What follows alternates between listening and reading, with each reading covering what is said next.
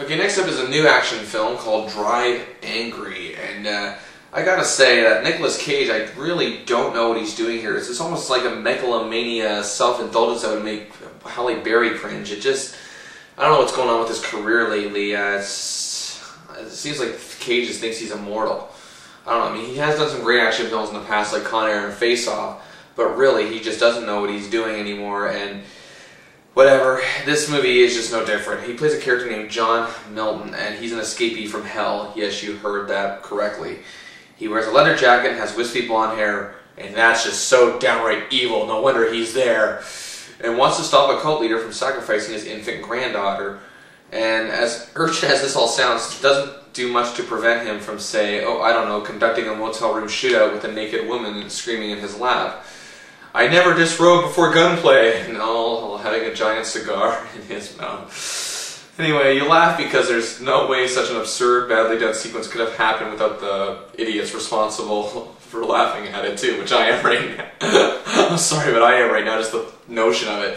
It was, you know, it's kind of like in the traditional guess of the Grindhouse films, but really, I'm not totally sure if that's what was trying to happen here. I really don't know. I think this movie was more confused than anything. Now, this is this is a really swampy, criminally expensive 3D film, and it's how sometimes effects are just too crappy to achieve specialness, and how not all stunt people and whatnot are just, you know, used effectively, and you know it's not created in an equal sense, and all the stunts here are just really just outrageously done badly, and I think the stunt people should not list this on their resume, but you can truly appreciate how not every burning car that's piloted over a camp of dancing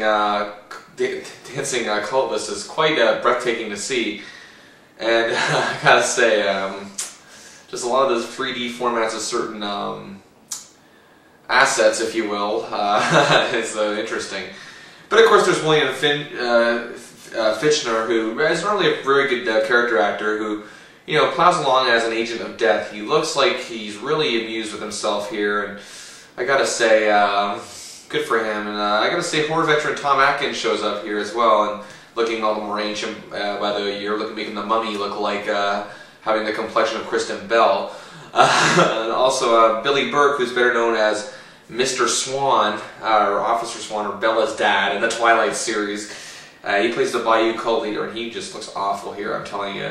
And his southern accent just sounds like something that even a bad horror movie would wince at.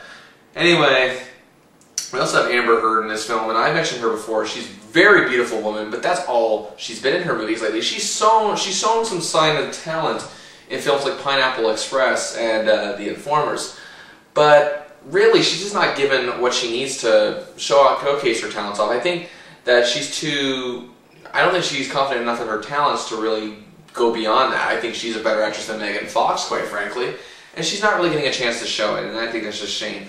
And at this point in his career, I think Cage's, you know, ongoing attraction for these sort of films just represents a really, really bizarro personality disorder. I can't really explain anything outside of that.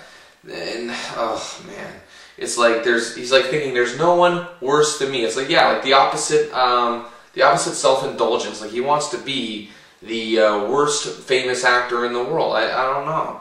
But the trouble with this is that the coolness of the whole concept of these type of films will just worn thin over the last little while, and he handles much of the movie's killing and Brittany using the last weapon we'd expect to be used under these circumstances, and that his professionalism. Ugh. Anyway, this film is just a complete waste of time. Drive Angry gets 1.5 stars out of 5.